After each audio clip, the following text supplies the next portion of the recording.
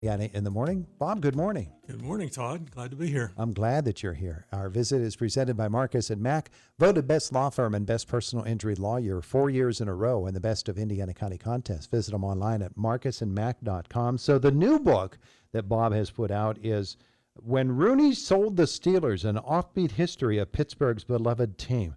Bob, did that really happen? Yes, it really did. It really did. 1940. Uh-huh. And the Steelers, Art Rooney had lost money in his first 7 seasons. And there was a man in New York, Alexis Thompson, and he was interested in purchasing the Steelers. Mm-hmm. And he wanted to move them to Boston, which had lost the Redskins a few years before. So Art decided to go in with Bert Bell, his good friend who owned the Philadelphia Eagles. Mm-hmm. And they were going to move the Pittsburgh team to Boston, and Art Rooney would be part of the Eagles.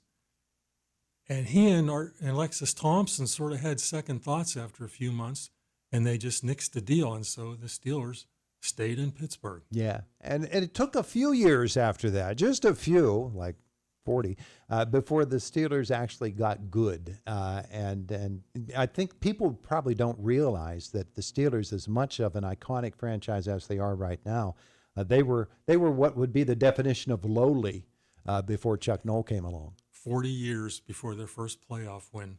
Yeah. But they did have some good teams, and they came very close to winning a few division titles, but usually they were in the basement. Well, you tell us about some of those teams, and we take a look through the book, and we learn about Steelers that we have long forgotten, and some who are beginning to fade from memory. I think there are quite a few stories in which Andy Russell is involved in the book. And he was such a great guy and so beloved by Steelers fans. It's still hard for us to believe that he's gone now. But the story of Andy Russell and his long return is one of my favorite in the entire book. Against the Baltimore Colts in a playoff game, 93 yards. And some of his teammates made jokes that they timed it. They had taken a commercial break, and they came back, and he was still running. and he was a veteran. He wasn't that slow, but some people, there were a lot of jokes around that. It was probably the funniest play in Steelers history. He did have a knee injury. Yes. Which makes you wonder why he didn't just lateral the ball off, but he was going to get that touchdown no matter what. So I thought that was hilarious. Of course, there's another famous story about the Steelers and the Baltimore Colts. And that was a playoff atmosphere as well, where the plane crashed into the stands at Memorial Stadium after the game had ended. The Steelers won that game going away. I think it was 40-14, and so a lot of the fans had already departed, and a small Piper Cub crashed into the upper deck. Now, this was a little bit after the game had ended, but one of the policemen on scene had said, well, people would usually be hanging around after a game. So the Steelers' lopsided victory may have actually saved lives. Yeah, that's absolutely true. That's amazing, an amazing little part of NFL lore that many people have forgotten. I still remember the Sports Illustrated picture of that airplane in the stands in the upper deck there at Memorial Stadium, and how scary that must have been. Oh, yeah. It looked like a lawn dart had just stuck there. It really did. It really did. But the book is full of all kinds of those kinds of stories. I think one of the most interesting articles, and one of the ones that puzzled Steelers fans for years, even if Gabe Rivera had not had the terrible accident that resulted in his paralysis, the Steelers picking Rivera over Dan Marino is a story that people still can't get over. I think that backfired miserably on them. Look what Dan Marino did. He's in the Hall of Fame. He led the Dolphins to the playoffs in his second year there. Mm-hmm. But there were rumors. His senior year at Pitt was nowhere near what his junior year was, and there were rumors of drug use. And so the Steelers passed, even though Art Rooney had wanted the team to, a local boy, wanted the team to draft him. And they took Gabe Rivera, and yes, it was an unfortunate accident, but you wonder, even if had he played, would he have made the impact with the Steelers that Dan Marino might have made? Yeah. You stop and think about that. And the guys, of course, that they went through We think of that now with the Steelers in a similar situation, a legendary quarterback. In that case, it was Bradshaw, and then the guys that they kept bringing in to try to plug that hole when he left. Now Roethlisberger's gone. They keep trying fellas to come in and replace Ben Roethlisberger. They've not found the right guy yet. But there's a great story in your book about Mark Malone, who was one of those guys that they thought was going to replace Terry Bradshaw. He was the #1 draft pick, and he was in on one of the greatest plays in Steelers history, but just not the way that one would expect. He set the team record for longest touchdown reception against Seattle. And the Steelers, their depth at wide receiver, they'd had some injuries, and so they just stuck him there. And 90-yard touchdown catch. The record's since been eclipsed, but still unusual for a quarterback to set the reception record. Pretty amazing. Of course, the Chuck Noll years, there are plenty of stories about the Steelers, and you go over some of the greatest of those, and what an amazing run of players that Chuck Noll brought in and made into the Super Steelers of the 1970s. But the end of the Chuck Noll era was not the best of times for the Pittsburgh Steelers. He loved his old guys, and he hated to see them go, and he probably held on to a bunch of them way too long. Yes, he did. The interesting thing is that Buddy Parker was one of the coaches in the 60s, and the Steelers gave away a lot of their draft choices. And when Chuck Noll came in, he saw the folly in that. And they started to collect. Well, Joe Green, of course, was the first draft choice, and then Terry Bradshaw the second year. They started to keep their draft choices, and look where they ended up, 4 Super Bowl victories under Noll. Just amazing. Bob Fulton, our guest this morning, his new book is When Ronney Sold the Steelers, an offbeat history of Pittsburgh's beloved team. Now, where do people get the book? Well, it's at the Book Nook and also the IUP Co-op store. Mm-hmm. And you have a signing coming up? I have a signing coming up at the Book Nook on Small Business Saturday, this Saturday, from 10 a.m. to 2 p.m. Mm-hmm. And then at IUP, there's a Friends and Family event, and I'll be signing there. That's December 3rd, 5:30 to 8:30. And where is that? That's the Co-op store. At the Co-op store. All right. So there are 2 chances for you to get an autographed copy of When Ronney Sold the Steelers. Make a great, great Christmas present for Steelers fans, wouldn't it? I hope so. One of the great, you mentioned Joe Green a couple of moments ago, and the stories about him are amazing, of course. His altercation in the Denver game where he punched a guy in the gut, and that just fueled the Joe Green as Mean Joe Green image. And he was quite the guy on the football field. You didn't want to mess around with Joe Green.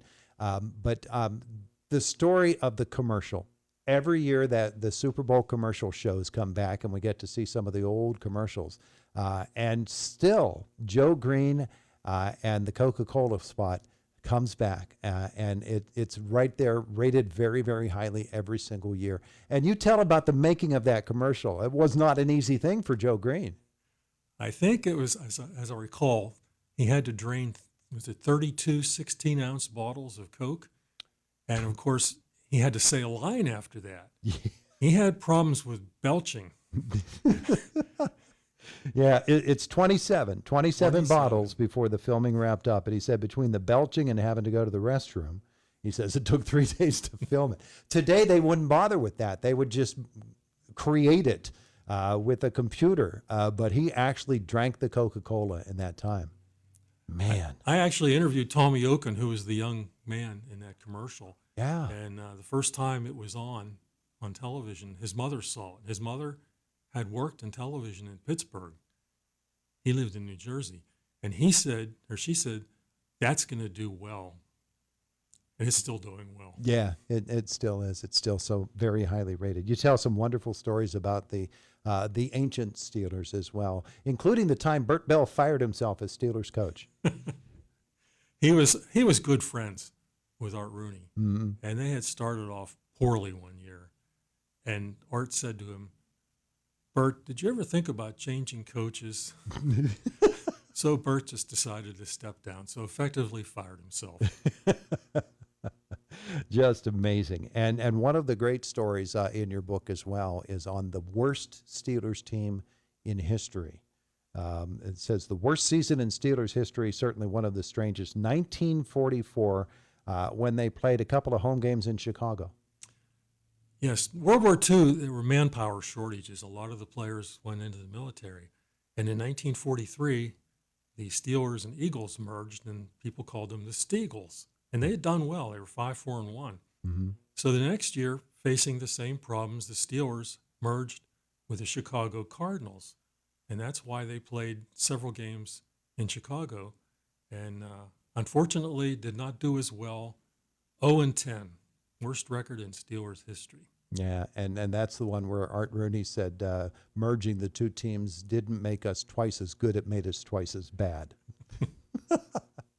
Bob, you have all of these stories, and I don't know how many of these you pulled out of your own shoebox or however it was that you kept your records down through the years, but you were there for a lot of these stories.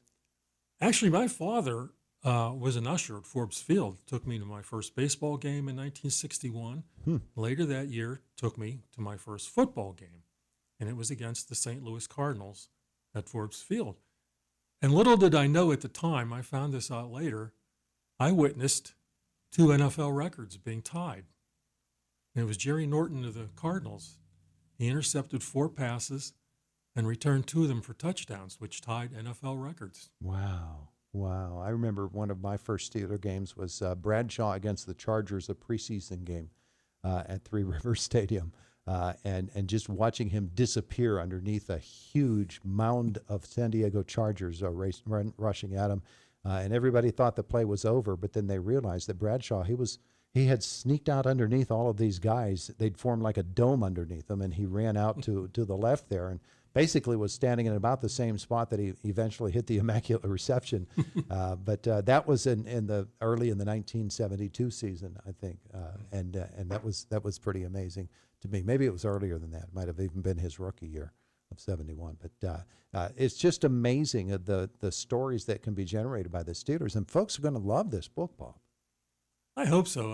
There are some interesting stories, things that I didn't know that just totally caught me off guard, like Art Rooney punching out his coach.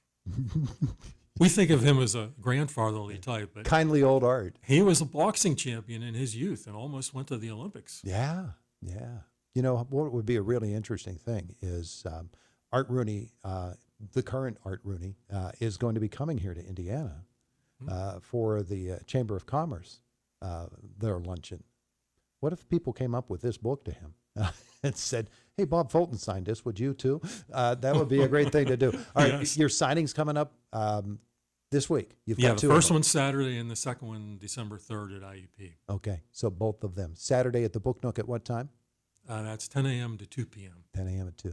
Beautiful. Bob, thanks for coming in. Thank you, Todd. It's a wonderful, wonderful trip through Steelers history. Bob Fulton's When Rooney Sold the Steelers, an offbeat history of Pittsburgh's beloved team. It is the voice of Indiana County. It's WCCS 101.1 FM, AM 1160, WCCSradio.com. 926 Boomer Sports, brought to you by S&T Bank, People Forward Banking. So, who's up for dessert? Ah, tempting, but I should check my balance first. Don't worry, I got it. No, all good. Dessert's on me. Ever hesitate before making a purchase? What if you could always know? You can with S&T's mobile banking. Check your balance, pay friends on the spot, track your spending anytime, anywhere, all from your phone. Visit stbank.com to learn more and download our mobile app today. S&T Bank, member FDIC. This is Boomer Esiason with Sportsman Ed. Back in 1923, Yale coach Tad Jones said, "Gentlemen, you are now going to play football against Harvard. Never again in your whole life will you do anything so important." Not so this year. As the Ivy League makes its FCS playoff debut, champion Yale and runner-up Harvard will have shots, albeit long ones, at winning an NCAA championship. I'm Boomer Esiason.